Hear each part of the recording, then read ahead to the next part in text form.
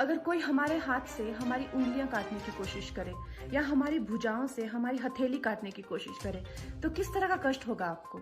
वही कष्ट पहुंचाया है चाइना ने हमें लद्दाख पर अपनी लालची नजरें गड़ा के, और वहां हमारी सीमा का एक एक इंच बचाते हुए हमारे 20 जवान शहीद हो गए हैं। क्या भूल पाएंगे आप उनकी माओं के आंसू, उनकी विधवाओं की चीखें और उनके बच्चों के दिए बलिदान को? क्या ये सोचना ठीक है कि सेनाओं का जो सरहदों पे जो युद्ध होता है वो सिर्फ सेनाओं का होता है, वो सिर्फ सरकार का होता है? क्या उसमें हमारा कोई योगदान नहीं है? क्या हम भूल गए वो वक्त जब महात्मा गांधी जी ने कहा था अगर अंग्रेजों की रीढ़ तोड़नी है भारत में तो उनके बनाए हुए हर उत्पादन का बहिष्कार करना पड़ेगा?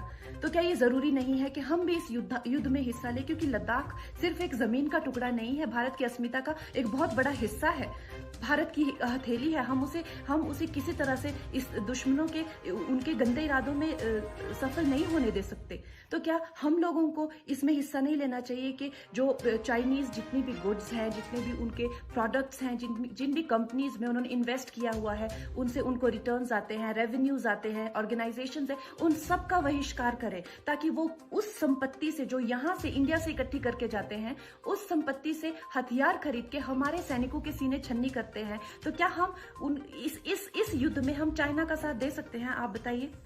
ये क्या हमारा कर्तव्य नहीं है कि हम अपनी सेनाओं का और अपने सरकार का साथ दें? तो हमें प्रतिज्ञा लेते हैं कि हम आत्मनिर्भर बनेंगे और चाइनीज गुड्स को बिल्कुल बॉयकॉट करेंगे और इस युद्ध में हिस्सा लेके भारत को जिताएंगे। जय हिंद।